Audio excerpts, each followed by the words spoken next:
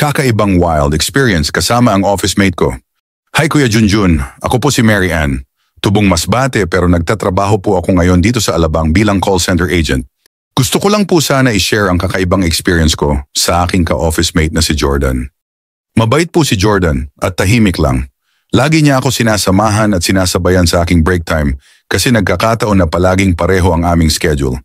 At dahil doon ay naging close kami sa isa't isa. Madalas kami nagkakasama mag-inom after shift namin. At pag inuumaga na kami ay nag-check-in na lang kami sa isang malapit na motel dito sa area namin. Pero wala po nangyayari sa amin Kuya Junjun. Minsan nga napapaisip ako kung bakla ba si Jordan noon. Kasi never niya ko hinarot pag dalawa lang kami sa kwarto. One time dahil na rin sa curiosity ko at tama na rin ng alak, ay biniro ko si Jordan na kami.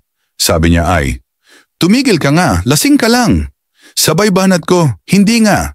Ano game ka ba?" Sagot niya ay, "Umayos ka nga dyan at baka patulan ko yung trip mo at baka hindi mo kayanin ang pagka-wild ko." Medyo nagulat ako sa sagot niyang yon Kuya Junjun at napaisip ako kung gaano ba siya ka-wild at dahil sa kalasingan. Ang biruan namin ay napunta sa totohanan Kuya Junjun. Nag-usap kami na gagawin namin yon pero no strings attached. So eto na nga, nag-check-in na kami at ang susunod na pangyayari ay talagang hindi ko ma-explain at na-shocked ako sa galawan ni Jordan. Pagpasok pa lang ng pinto ng kwarto ay walang paligoy-ligoy ay hinubad niya ang lahat ng aking suot na halos masira na ang aking mga damit. Sabay buhat sa akin at sandal sa pader. Sabay pasok ng kanyang espada sa aking pechay. Sa bilis ng pangyayari ay wala na ako nagawa kundi umungol na lang sa sarap. Hindi pa siya nakontento ay pinadapa niya ko sa kama at kinuha niya ang kanyang panyo at tinali niya ang aking dalawang kamay patalikod sabay bayo sa akin ng sagad. Never ko inakala na ganun pala ka-wild si Jordan. Hindi pa natapos doon ang pagka-wild niya. Kahit sa banyo, sa lamesa, ay walang tigil akong binayo ni Jordan.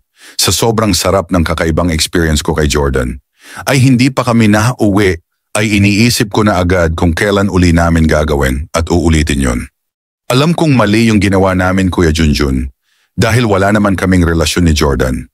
Pero sana po mabigyan niyo po ako ng advice sa kung ano ang dapat kong gawin.